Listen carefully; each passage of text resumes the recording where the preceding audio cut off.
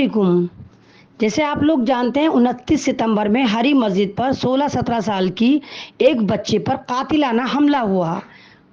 हमला करने वाले गैंग माफिया थे। जो सुनने में ये आ रहा है कि लोग वो माफिया हैं जो नकली करेंसी का काम भी करते हैं, लड़की सप्लाई का काम भी करते हैं और आपस में शायद इन लड़कियों को उस तरफ धकेलना चाह रहे थे। गैंग माफिया जो था ये शायद ये चाह रहा था कि ये लड़कियां भी जो हैं वो जिस्म फरोशी में जाएं और ये शायद ये नहीं गई, तो शायद इसलिए ये हमला वगैरह करवाया गया। कातिलाना हमला होता है, 8 बजे हमला होता है, चाकू से, धारदार चाकू से लगातार। रेहान जो अपना आपको 15 साल का उसने लिखवा रखा है, 18-19 साल का, वो हमला करता रहता है और यहाँ की ओखला की आवाम मुख बधिर बनकर देखती रहती है।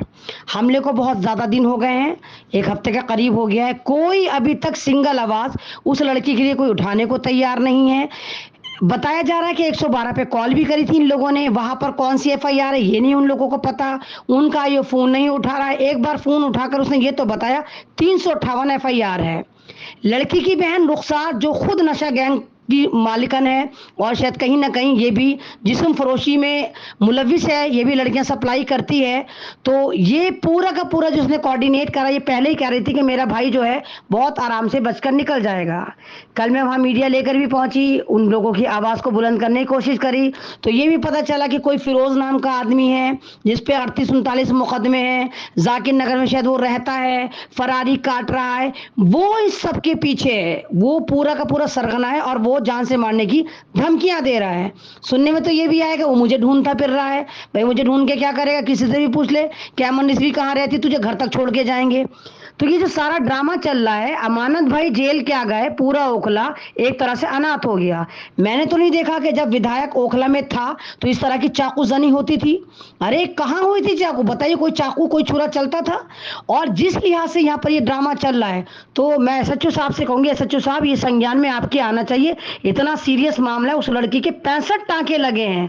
65 टांके लगने के बाद और वो आयोग जो है वो ये कह रहे हैं कि खाली मामला जो है वो खाली छेड़छाड़ का दर्ज करा गया है और वो लड़का आराम से बाहर फिर रहा है। उसकी फैमिली ये कह रही है कि हम तेरी लड़की को रेप करके बच्चा पैदा करेंगे और तब भी पुलिस हमारा कुछ नहीं बिगाड़ सकती।